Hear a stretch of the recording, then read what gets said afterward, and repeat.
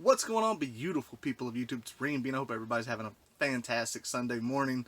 I've gotten a lot of requests for this. I got a lot of personal DMs asking this specific question. In this video, I'm going to teach you how to set up an actual Facebook ad, and not only that, I'm going to teach you the do's and don'ts of it to make it as successful as possible. This is not limited to video games. It really goes out to anything. It goes to vinyl records. It goes to, band t-shirts. It's whatever you're looking for, this will work for that. So if you're sitting at home upset right now because you can't go to yard sales or flea markets because you're still in the lockdown, today is the day you're going to either start adding to your collection or making money. Sit back and relax. Let's talk about it.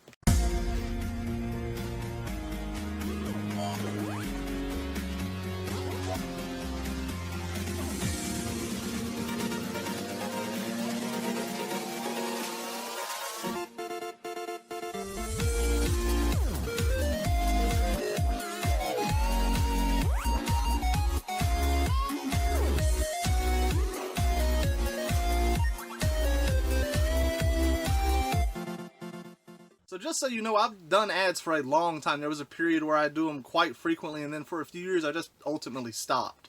So with that said, I got to give a shout out to Tatted Collector. If it wasn't for him, I probably wouldn't have got back into it, especially during these times of lockdown, because, I mean, hell, that's one fantastic way of getting sourceable items for whether you're a collection or if you're going to be reselling. So what is a Facebook ad, you may ask, if you're completely oblivious to the idea of it.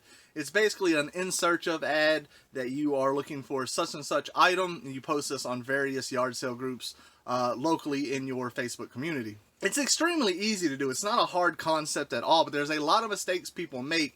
I'm going to talk to you about, how to actually structure the ad itself, how to place it, and I'm going to talk to you about dealing with the actual conversations themselves. How are you going to get that deal when they say, well, what are you going to offer, things like that. So setting up your Facebook ad, how it's going to be. This is not an ad that you are paying for. A lot of people get the misconception that this is something that you got to pay for.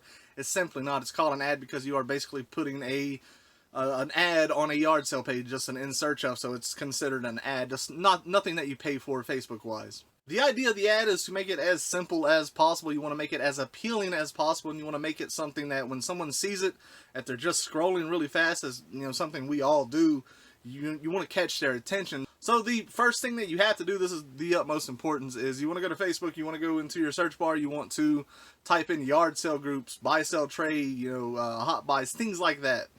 Usually they're dictated by county, so you want to make sure you're not like selecting one that's like 4 hours away. You want to get something that's local. But subscribe to as many as possible, at least 10. That's going to be important. Secondly, this isn't the most obvious to people, but never post an ad in Facebook Marketplace. They do not allow in search of ads. If you do that, you can get banned from Facebook. Now, also understand this. Certain yard sale groups, buy, sell, trade groups, they don't allow in search of ads either, so you can read the rules, just risk it either way. But you want to double check your terms. You don't want to get banned on Facebook for posting these ads. Some places it's completely fine. They don't give a damn, but you want to cover your grounds first. You don't want to get banned on Facebook. This is something you do not want to happen. So after you got all that set up, it's time to actually make an ad. You want to go to one of those groups that you have subscribed to or joined, and it's going to ask you, what are you selling? I'm very basic. All capital letters. I buy old video games. Like I said, this will work for vinyl records, music t-shirts, whatever you're looking for. If you want to collect stamps, that's fine. I look for old stamps.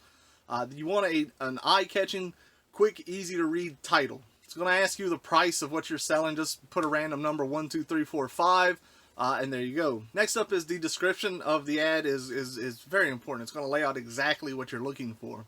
So for me, searching for video games, I basically name every damn thing I can think of. You got NES, Super Nintendo, Atari's in there. I'll probably kind of link that. But, I always, got those hopes that I'll find like a Halloween or something. You never know.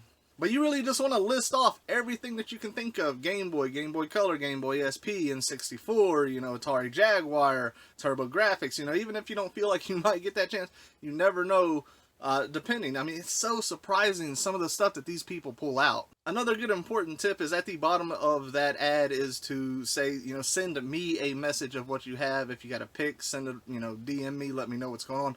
A lot of times you're going to have people post directly on the ad itself and say, I got this and this and this. That's not a good thing, considering you got other people that will possibly DM that person and say, well, hey, I'll give you this for it or whatever it is, and kind of backdoor on your deal. So now that you got all that set up, you got to have a very eye-appealing thumbnail. And I don't know if I'm going to have it in the thumbnail of this video, but if I do, that's actually the picture that I use for my ads. It's very catchy. I mean, it gives people the exact idea of what I'm looking for, but you really can get creative on this. You can go to Google Images and you can just type in whatever the hell you want, get you a big smorgasbord of, you know, a collaboration of all this stuff together, just something that's appealing, and when they see it, they, you know, immediately recognize it.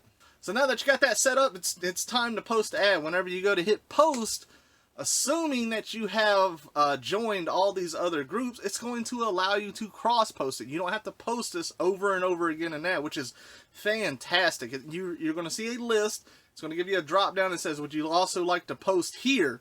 You just click, click, click, click, click. Next thing you know, you have posted this ad in 10 groups. You have multiplied your chances of getting something by 10. That's why it's very important to at least have 10 groups you can join. Some places you may not, you know, be that lucky to have that amount of groups, but post in as many as you can. Once you hit post, you are done. Congratulations, you have made your first Facebook ad, and now it's really just the wait game. Sometimes you can get messages instantly. Sometimes it takes a few minutes for Facebook's little brain to kind of comprehend everything, and it can take an hour or so. That is how you make a Facebook ad. But now we need to talk about how to handle these ads, how to handle the situations that you're going to come, you know, into fruition with. A lot of the times, it's going to be a lot of stuff that you really just don't want. Stuff you don't want for your collection, or stuff that you can't resell. Please, for the love of God, be polite to these people. They're taking the time out of their day to show you what they have. Do not be disrespectful. If they want something that's too expensive, don't be that person. Be like, well, it's not even worth that much, blah, blah, blah. You know what I'm saying? Usually, if it's something that I don't want or I can't resell, I say, listen, it's nothing that I can really do with. I don't need this for my collection. I really do appreciate your time. Thank you. As simple as that. You're also going to come into a situation where someone's going to reach out to you and they're going to say, hey, I got, you know, N64 stuff. I got GameCube stuff. I got all this stuff in boxes. I can send you some pics later when I get home. Well, the next day goes by, you still haven't got no pictures. Don't be that person to constantly hound these people. You know, say, hey, where are those pictures at? I usually give them a day or two. If they don't, you know, respond, I just say, hey, happen to have any luck with those pictures? If they respond with, oh, my apologies, you know, I'll get them to you here soon, I just leave it at that. A lot of times, this can happen quite frequently. You'll never hear back from these people. Just accept it. And sometimes you may even get lucky, and 4 or 5 days later, they actually send you the pictures. You never know, but never be that person to pester these people, because it can break a deal later on. If these people, you know, kind of get the feeling that you're coming off as too strong, then it can, you know, jeopardize what you could potentially get. So when it comes down to actually negotiating, you got someone that reached out to you, they said, I got this, they sent you pictures, you can look at everything, and you're like, yeah, this is something that I could buy. How, you know, when it comes down to negotiation, this is one of the hardest parts for people, and it's not hard for me at all. I've been doing this for so long now. I will simply ask, you always want to be the person to not give the price. If you are a buyer, you don't want to give the price initially, because, hey, you could either give too much, or you're going to offend the person completely and ruin the deal. That's at least in my opinion. I will say it exactly like this because it has two meanings for me. It gives me an out if one deal potentially fails or is something that I don't want to go through with. I'll say, I'm very interested in this lot. Did you have a price in mind that you'd be happy with for the entire lot or for per game? The reason that I say per game is because if they value this lot extremely high, a lot of times people don't really value the games that high, and at least you might be able to get some games out of it.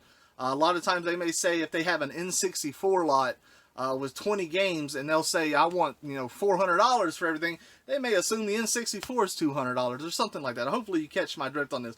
But they also might say, well, if not, you know, I'll take $5 per game.